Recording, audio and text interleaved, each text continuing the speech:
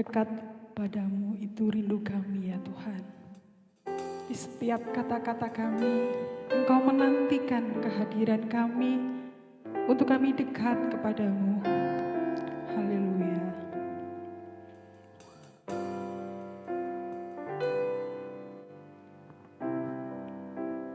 Dekat padamu, itu rinduku.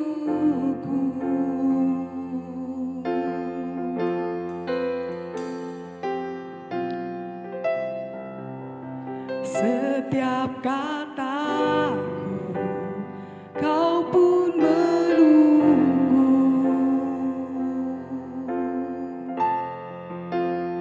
Tak kusangka ku temukan satu kasih yang abadi. Kini ku datang dan ku bawa hidupku,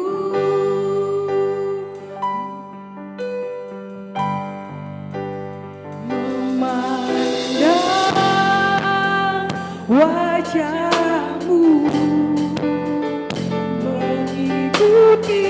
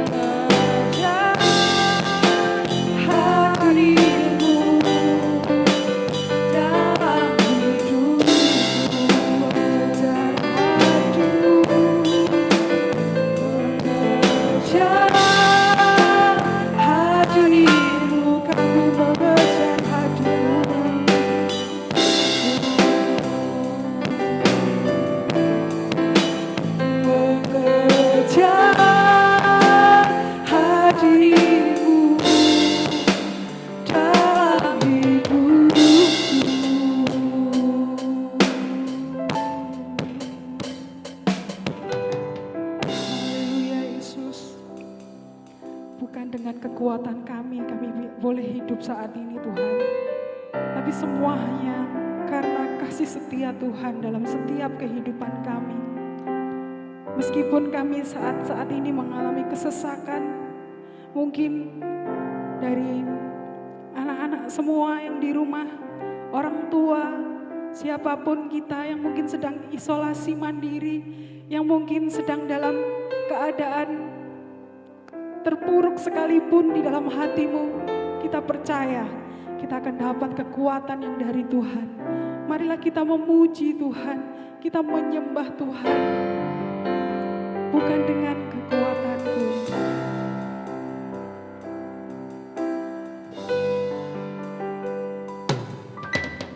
Bukan dengan kekuatanku, ku dapat jalani hidupku tanpa Tuhan yang di sampingku. Ku tak mampu sendiri,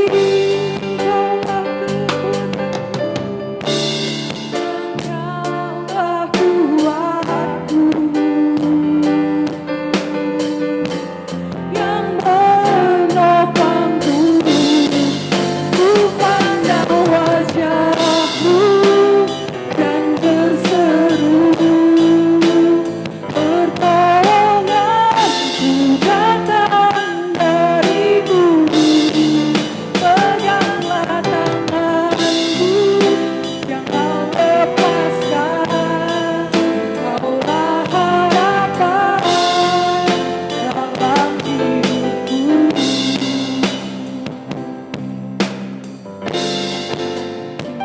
Bukan dengan kekuatanku, amin Yesus. Kami dapat menjalani hari-hari kami, kami dapat menjalani hidup kami hanya karena Engkau yang ada bersama kami, Yesus. Haleluya. Tuhan yang di sampingku, ku tak mampu sendiri. Kaulah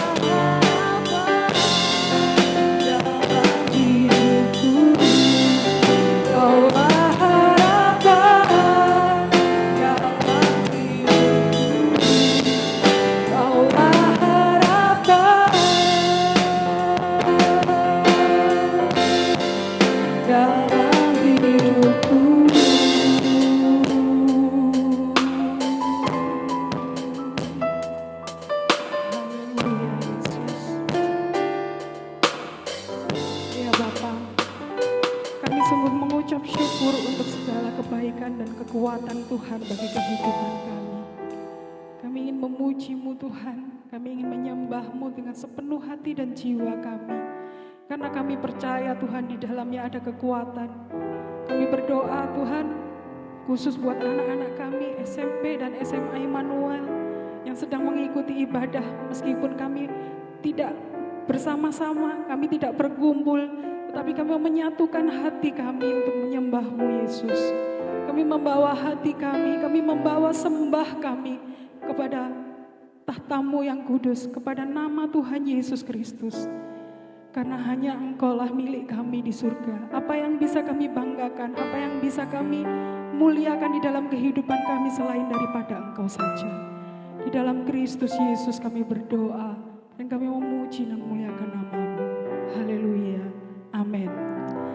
Selamat pagi anak-anak semua, Bapak Ibu Guru. Kita telah menyembah Tuhan. Kini saatnya boleh bangkit berdiri dimanapun berada, memuji dan memuliakan nama Tuhan. Hanya Yesus milik kita di surga. Mari kita bertepuk tangan, memuji dan memuliakan nama Tuhan.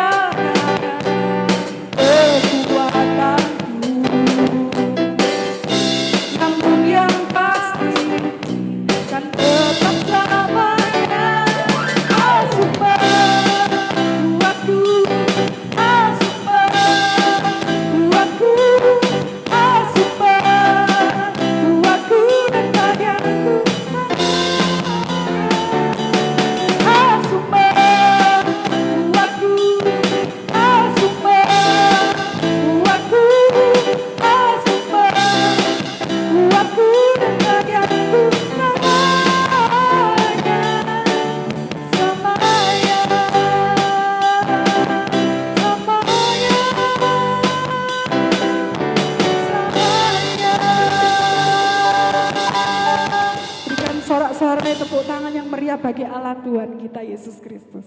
Puji Tuhan, saatnya kita akan menyiapkan hati kita untuk mendengarkan kebenaran firman Tuhan. Biarlah apa yang akan kita dengarkan boleh menjadikan kekuatan bagi kehidupan kita. Kita yakin ketika Allah melingkupi kehidupan kita dengan sayapnya, kita hidup di dalam naungannya. Haleluya.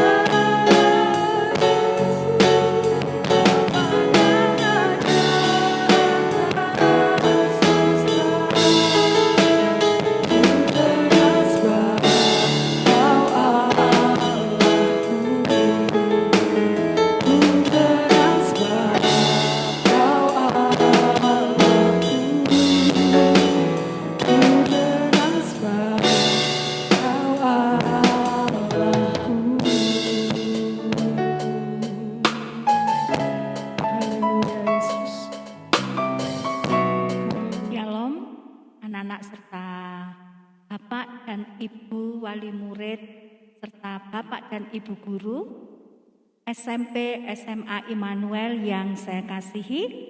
Pada hari ini Jumat tanggal 2 September 2020 kita akan beribadah bersama-sama. Kita akan merenungkan firman Tuhan pada pagi hari ini, dan kiranya apa yang akan kita renungkan pada pagi hari ini, Tuhan yang akan memberi hikmat, membawa pengertian kepada kita semua, sehingga kita boleh menjadi pelaku-pelaku firman Tuhan. Bapak dan Ibu sekalian serta anak-anak yang saya kasihi, sebelum saya menyampaikan berkat firman Tuhan pada pagi hari ini, mari kita menyerahkan terlebih dahulu kepada Tuhan, dan biarlah Tuhan sendiri yang akan memimpin kita. Mari kita satu di dalam doa. Tuhan Yesus, Bapa yang bertata di dalam kerajaan surga, kami mengucap syukur ya Tuhan buat pagi hari ini. Kalau Tuhan sudah menyertai kami di dalam kami beraktivitas, di dalam kami melaksanakan tugas kami, ya Bapa, berkati setiap kami untuk kami boleh melakukan yang terbaik. Bapa, biarlah melalui firman-Mu yang boleh kami dengar bersama-sama, kiranya kami boleh tetap dalam pemeliharaan dan cinta Tuhan di dalam kehidupan kami. Ya Bapa, kami menyerahkan setiap kami yang boleh mendengar. Kiranya Tuhan sendiri yang akan memberkati kami. Hanya di dalam nama Tuhan Yesus kami sudah berdoa. Kami mengucap syukur. Amin. Shalom anak-anak serta Bapak Ibu yang ada di rumah, Bapak dan Ibu guru yang ada di Sekolah Immanuel Batu. Kita berbahagia pada hari ini karena Tuhan memberikan kesempatan kepada kita dengan kesehatan yang sangat luar biasa, sehingga kita dimampukan untuk kita boleh merenungkan firman Tuhan. Kita boleh beribadah bersama-sama pada hari ini, walaupun kita tidak bisa bertemu secara langsung, tetapi sangat luar biasa bahwa Tuhan punya banyak cara untuk kita boleh belajar firman Tuhan. Baiklah anak-anak serta Bapak dan Ibu guru yang saya cintai, pada hari ini Jumat 2 September bahwa saya mengambil tema berhikmat untuk hidup yang berkemenangan, ya. Berhikmat untuk hidup yang berkemenangan. Nah, Bapak dan Ibu guru serta anak-anak sekalian, apa makna yang ada di dalam tema pada pagi hari ini? Coba kita akan melihat, saya membuat satu gambaran, ya. Saya membuat satu gambaran. Di sini menceritakan ada 4 orang yang sedang memanjat pohon. Nah, pada saat mereka memanjat pohon, mereka sudah duduk di tempat masing-masing. Nah, ini ada uji kebijaksanaan, ya, uji bijak. Nah, bagaimana orang-orang yang sedang uji bijak ini nanti akan ditemukan siapa yang tidak bijak. Dalam hal ini adalah mana di antara mereka yang memiliki satu kebodohan. Nah, kalau kita melihat pada orang yang pertama, ya, orang yang pertama dia duduk di pohon yang paling ujung. Nah, pada saat temannya memangkas pohon ini, dan pada saat pohon itu patah, jatuhlah dia. Demikian juga dengan orang yang kedua. Ternyata temannya juga memangkas, menggergaji pohon ini sehingga pohon ini pun tumbang dan jatuhlah dia. Orang yang ketiga, dia menempel pada pokoknya. Dia menempel pada pohon yang kuat, pohon yang istilahnya apa ya? Pohon yang intinya, ya. Nah, sambil berpegangan, ya, satu tangan dia memegang pohon, sedangkan satu tangan dia menggergaji. Nah, ternyata apa? Orang yang ketiga ini walaupun dia sudah memangkas pohon, dia sudah memotong pohon tersebut, karena dia tetap berpegang kepada pohon induknya, walaupun pohon ini sudah patah, Bapak dan Ibu serta anak-anak sekalian, orang ini tidak terjatuh, tetapi dia bisa melekat, dia bisa menggandeng pohon ini. Nah, sehingga dia aman dari kecelakaan. Sedangkan orang yang keempat sama. Orang yang keempat pada saat dia duduk, dia langsung memangkas pohonnya, nasibnya seperti orang yang pertama. Pada saat pohon dipangkas, jatuhlah dia. Nah, dari gambaran yang saya ilustrasikan di sini, Bapak dan Ibu serta anak-anak sekalian, bahwa ternyata di dalam melakukan segala sesuatu itu membutuhkan hikmat, membutuhkan satu kebijakan, ya. Perlu dipikirkan secara masak atau secara matang. Nah, kemudian yang berikutnya, saya menampilkan contoh sikap yang baik, ya. Bapak dan Ibu sekalian, contoh sikap yang baik ini saya melihat atau kita melihat kondisi sekarang, kondisi yang ada pada saat ini. Masa pandemi ini tidak bisa kita pungkiri, mau tidak mau kita masih berada di dalamnya. Nah, sehingga untuk kita bisa berperang melawan COVID, nah, Bapak Presiden yang saya contohkan di sini, beliau berani mengambil satu resiko yang begitu besar. Ini berkaitan dengan nyawanya, ya. Beliau adalah orang yang pertama kali yang mau divaksin. Nah, padahal belum ada contoh yang dilakukan di Indonesia, tetapi Bapak Presiden di sini langsung memberikan dirinya. Coba saya diberi vaksin, saya yakin saya pasti bisa melewati. Nah, Bapak Ibu, dari contoh Bapak Presiden yang sudah divaksin, maka di sini pun saya juga menampilkan satu contoh siswa kita. Ya, satu contoh siswa kita bahwa dia pun juga memberanikan diri. Ya, memberanikan diri untuk divaksin. Padahal apa? Kalau melihat di berbagai media massa, ya, nah ini banyak sekali resiko-resiko yang dialami oleh terutama anak-anak yang vaksin, orang tua yang vaksin. Pada saat imun mereka tidak mampu untuk menahan, tidak mampu untuk menerima virus yang dimasukkan di dalam tubuhnya. Nah, tetapi anak ini diberi keberanian, ya. Bu Ratna tanya, kamu berani enggak? Berani, ya. Enggak takut suntik? Tidak, ya. Nah, Bapak dan Ibu sekalian, ini merupakan contoh yang sangat luar biasa, ya. Seperti Bapak Presiden tadi, banyak resiko-resiko, banyak informasi yang diterima melalui berbagai media massa, ya. Nah, tapi Bapak Presiden tidak menghiraukan semuanya itu karena apa? Dia totalitas melihat ke depan. Demikian juga dengan si anak ini, ya. Dia tidak memikirkan saya nanti sakit atau tidak, ya. Nanti saya bisa sekolah atau tidak.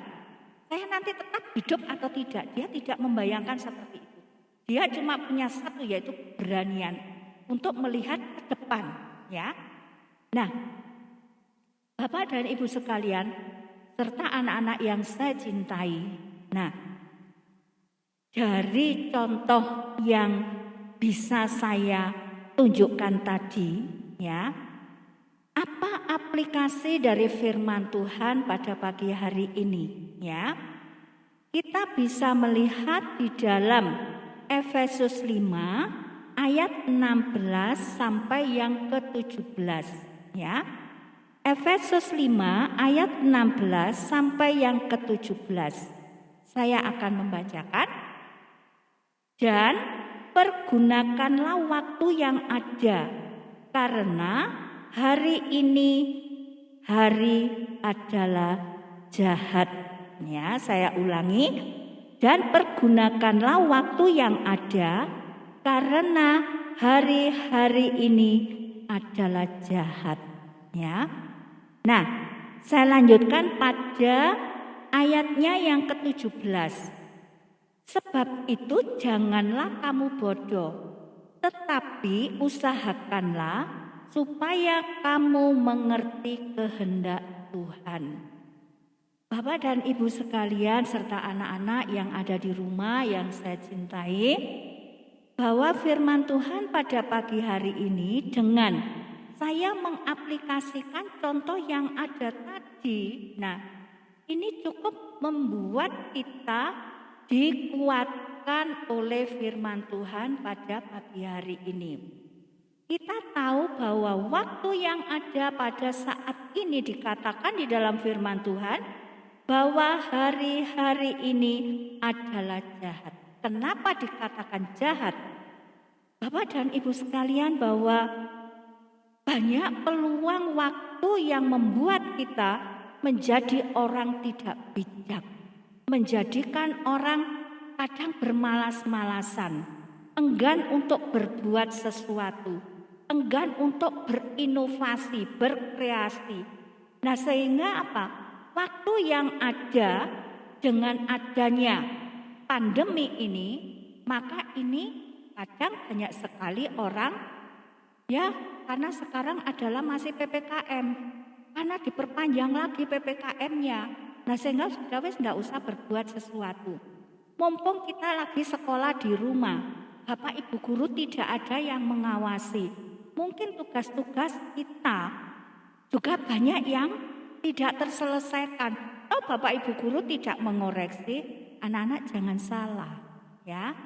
Nah, sekarang Bapak Ibu guru kalian itu semakin hari semakin pintar. Dituntut untuk lebih dan lebih lagi bagaimana bisa membawa anak-anak dengan tidak bertatap muka, tetapi Bapak Ibu guru boleh berinovasi, boleh berkreasi. Nah, sehingga pembelajaran walaupun tidak tatap muka, Bapak Ibu guru tetap bisa menjangkau kalian. Walaupun rumah kalian ada di daerah Ndau, ada di daerah Malang, ada di Surabaya, mungkin ada yang di Kalimantan, bahkan ada yang di Malaysia.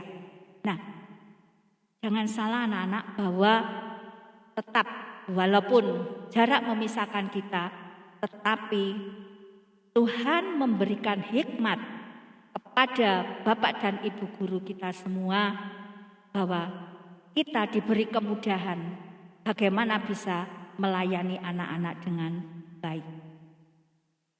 Dan kalau kita melihat pada ayat yang ke-17, sebab itu janganlah kamu bodoh, tetapi usahakanlah supaya kamu mengerti kehendak Tuhan. Nah, Bapak dan Ibu serta anak-anak sekalian, bahwa pesan firman Tuhan pada kita, mari kita menjadi orang yang cerdas, mari kita menjadi orang yang cerdik. Nah, karena apa? Dengan diperhadapkan pada situasi yang sangat menyulitkan, kadang kita menjadi orang-orang yang malas, ya. Seperti yang saya sampaikan di awal tadi. Jangan kita menyalahkan adanya pandemi, PPKM yang diperpanjang. Nah, tetapi mari kita berhikmat, mari kita menjadi orang yang cerdas, menjadi orang yang berkreatif, memiliki kreasi. Nah, jadi ini adalah pesan firman Tuhan bagi kita semua. Nah, bagi anak-anak bagaimana? Ya, dengan adanya tatap muka yang dengan jarak jauh.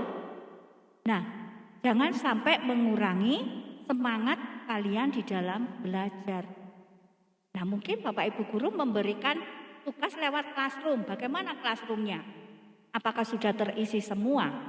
Nah, anak-anak, Ini yang perlu kita perhatikan berkaitan dengan firman Tuhan yang ada.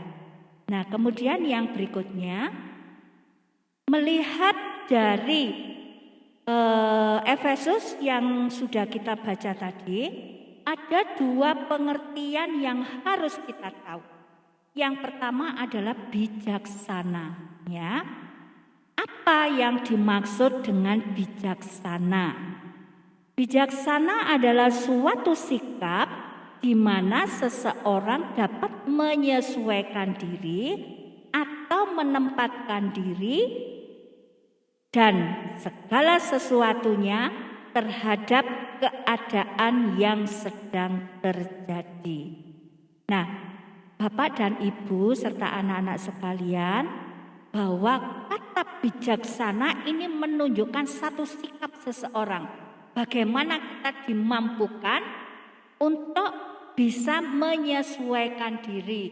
Kita bisa mampu untuk menempatkan diri kita pada situasi yang sedang terjadi. Nah, ini adalah menuntut sikap kita semua, ya. Bagaimana kita menjadi orang yang bijaksana, mampu menyesuaikan diri. Bukan situasi yang menyesuaikan dengan kehendak kita, tetapi kita yang harus menyesuaikan dengan keadaan yang ada. Itu arti bijaksana. Nah, kemudian yang berikutnya adalah berhikmat, ya. Apa itu berhikmat? Berhikmat adalah diambil dari kata dasar hikmat, di mana dalam Kamus Bahasa Indonesia, hikmat adalah kebijakan atau kearifan. Hikmat itu datangnya dari Tuhan, sehingga apa yang dilakukan orang tersebut sesuai dengan kehendak Tuhan. Nah, Bapak dan Ibu sekalian serta anak-anak yang saya cintai, bijaksana dan berhikmat, memang kalau dilihat dari pengertiannya ini hampir sama. Nah, tetapi di sini bahwa kita harus bisa memilah bahwa hikmat yang dikatakan di sini adalah bijaksana atau arif, sebagai orang yang arif. Jadi orang itu dalam mengambil satu keputusan, dalam menentukan sikap, nah dia selalu bertanya kepada Tuhan, ya. Sehingga apa yang dilakukan orang tersebut sesuai dengan kehendak Tuhan.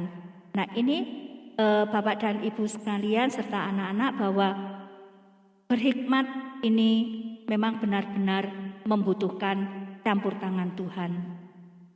Nah, kemudian yang berikutnya adalah bagaimana langkah-langkah kita untuk menjadi orang yang bijaksana, menjadi orang-orang yang memiliki hikmat, ya.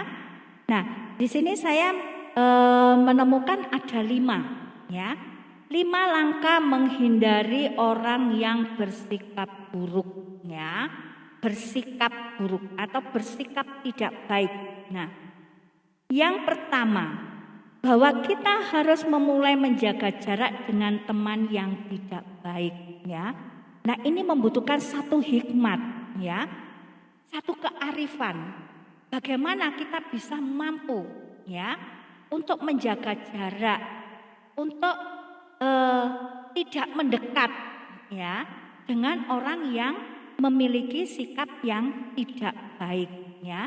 Jadi ini kita harus berani memberikan satu keputusan terhadap diri kita sendiri. Itu yang pertama.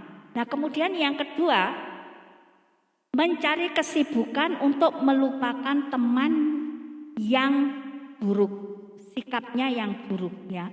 Mencari kesibukan untuk melupakan teman yang buruk. Nah, artinya apa?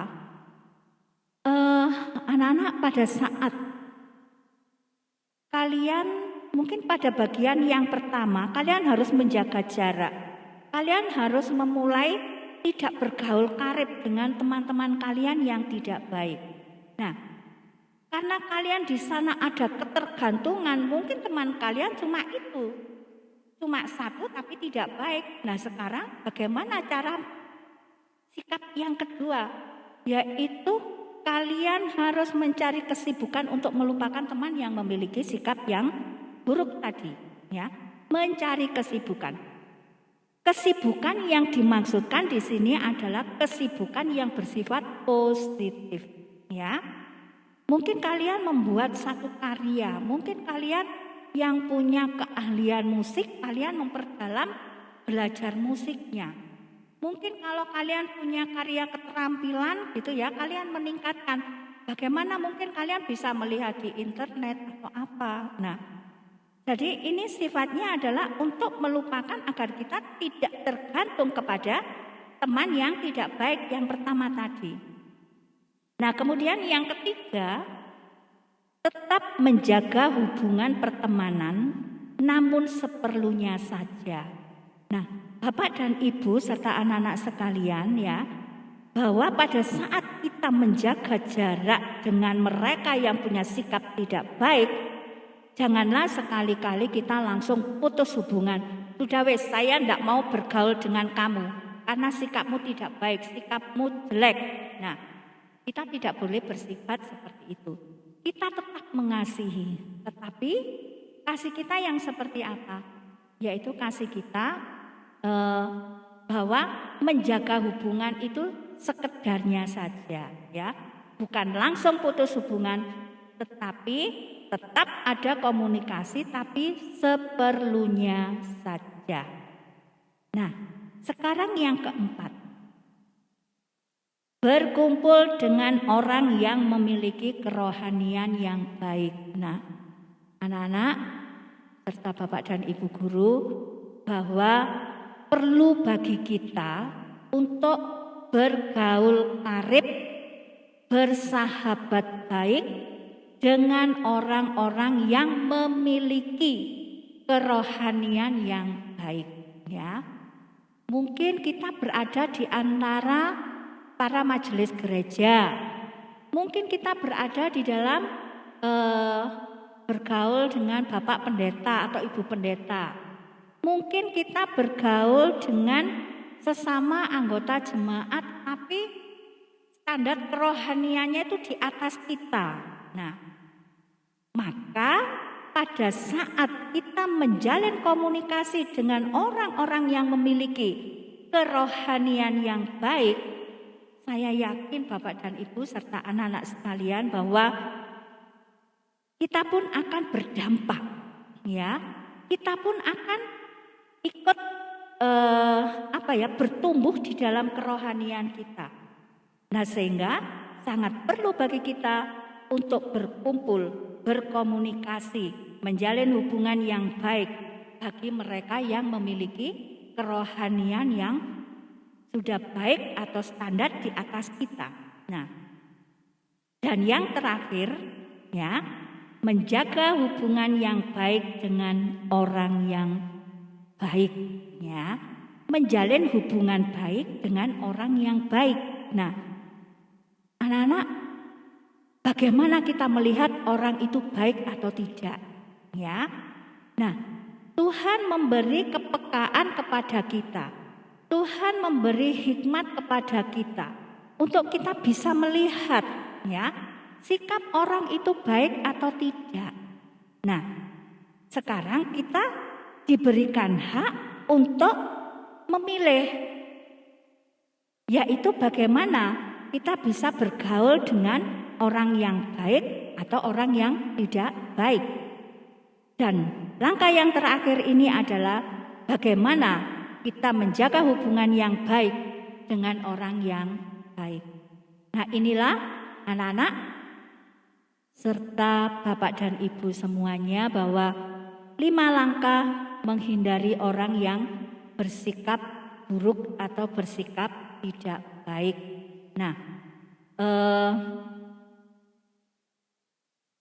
yang berikutnya adalah bahwa berkaitan dengan pesan firman Tuhan tadi, bahwa Alkitab atau di dalam Alkitab mendorong kita agar kita lebih bijaksana dan lebih berhikmat ya, dan berbuat lebih daripada sekedar mengakui kesalahan pada masa lalu, ya. Bapak dan Ibu serta anak-anak sekalian, bahwa sebagai manusia, ya, kalau kita boleh flashback atau kita boleh melihat ke belakang, tidak ada satu manusia pun yang sempurna, yang tidak melakukan dosa, ya. Kita semua adalah manusia yang berdosa. Nah, tetapi Kristus sudah membebaskan kita, ya. Ini seperti yang saya tayangkan di sini melalui slide ini, bahwa kebebasan manusia di dalam penghukuman. Nah, sebenarnya kita-kitalah yang memiliki kewajiban untuk menanggung dosa, ya. Nah, tetapi Bapak dan Ibu guru serta anak-anak sekalian, bahwa Tuhan dengan rela hati, yaitu membebaskan kita dari segala penghukuman, ya. Seharusnya kita yang mempertanggungjawabkan. Nah, di situ di sebelahnya juga di dalam implikasi yang kita lihat, ya, Bu Ratna membuat satu contoh, ya. Ini bagaimana para pemuda atau remaja sedang ketahuan, ya, minum minuman keras. Nah, ini Bu Ratna cuma ambil satu contoh, ya. Mungkin masih banyak lagi hal-hal yang diperhadapkan kepada kita. Nah, bukan berarti Bapak dan Ibu serta anak-anak bahwa kalau Tuhan sudah menebus dosa kita, Tuhan sudah membebaskan kita dari berbagai hukuman. Tetapi pada saat sekarang ini, ya, banyak sekali kejahatan-kejahatan yang sangat menggoda, ya, sangat menarik perhatian bagi kita semua, terutama remaja dan pemuda. Nah, ini yang patut kita waspadai, patut kita cermati, ya. Maka di sini dituntut apa? Kita bijaksana, kita memiliki kearifan bagaimana kita bisa bersikap yang baik sesuai dengan kehendak Tuhan. Nah, oleh karena itu, ada beberapa cara memperbaiki hubungan dengan Allah, ya.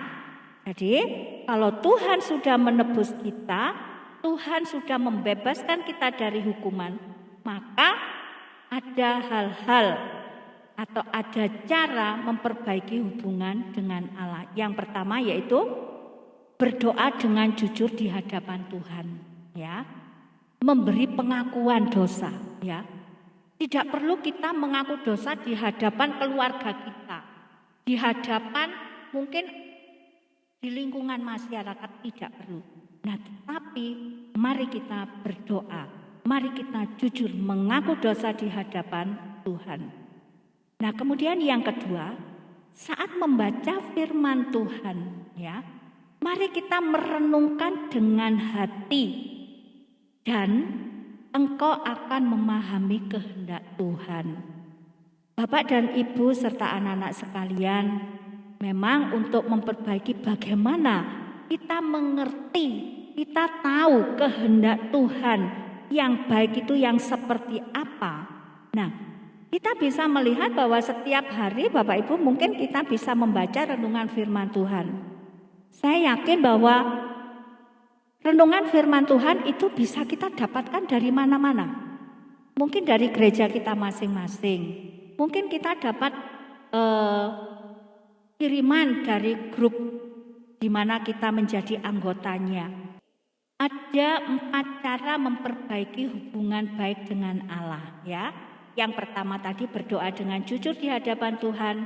Yang kedua, membaca firman Tuhan dan merenungkannya dengan sepenuh hati. Yang ketiga, mencari kebenaran dan dilakukan. Dan yang terakhir, datang di hadapan Tuhan dan merefleksi diri setiap hari. Dan ini adalah tampilan bagaimana hubungan setelah manusia berdosa, setelah Tuhan Yesus membangun kembali membebaskan kita dari dosa. Maka tidak ada jurang yang memisahkan antara manusia dengan Tuhan, tetapi hubungan karib, hubungan yang baik itu bisa tersambung kembali. Nah, ajakan firman Tuhan pada pagi hari ini adalah mari kita menjadi orang yang memiliki hikmat. Karena dengan kita berhikmat, kita akan mendapatkan hidup yang berkemenangan. Selamat menikmati hidup yang berkemenangan. Buat anak-anak sekalian, Bapak dan Ibu guru sekolah Immanuel Batu. Amin. Kiranya Tuhan memberkati. Mari kita tutup di dalam doa. Tuhan Yesus, kami mengucap syukur ya Bapa buat firman-Mu yang sudah mengingatkan kepada kami bagaimana kami harus berhikmat di dalam kami bersikap, di dalam kami bertindak. Ya Bapa, kami menyadari akan keterbatasan dan ketidakmampuan kami. Namun Tuhan, kami sungguh-sungguh mengucap syukur karena Engkau adalah Allah yang begitu luar biasa. Allah yang merupakan sumber hikmat bagi kami, Allah yang merupakan sumber kebijaksanaan bagi kami. Bapa, tambahkan bagi setiap kami daya dan upaya kami untuk kami boleh menjadi orang-orang yang benar di hadapan Engkau. Bapa Surgawi, kami menyerahkan ya Tuhan untuk kegiatan kami sepanjang hari ini. Kami untuk anak-anak yang akan belajar, biarlah Tuhan yang akan menyertai dan memberkati. Begitu juga ya Tuhan untuk Bapak dan Ibu guru yang akan mendampingi mereka di dalam mereka belajar. Kiranya Tuhan pun yang akan campur tangan. Terima kasih ya Bapa, terima kasih Yesus. Kami menyerahkan hari ini hanya di dalam satu nama Tuhan Yesus. Kami sudah berdoa, kami mengucap syukur. Amin.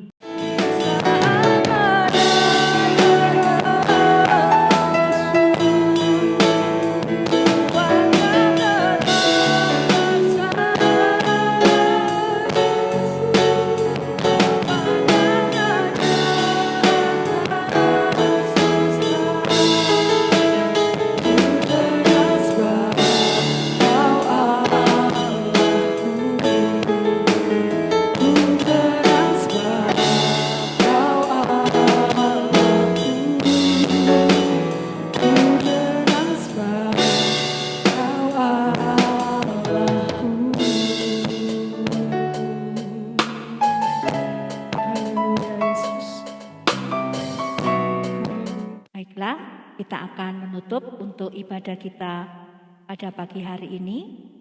Mari kita menyerahkan di dalam Tuhan. Bapa yang terbaik, kami menyerahkan ya Tuhan seluruh warga sekolah kami, anak-anak SMP, anak-anak SMA, Bapak dan Ibu guru yang mendampingi. Kami menyerahkannya ke dalam tangan Engkau. Kiranya damai dan sejahtera, pertolongan serta perlindungan yang dari Engkau yang akan menyertai kami semuanya. Hanya di dalam nama Tuhan Yesus kami sudah berdoa, kami mengucap syukur. Amin.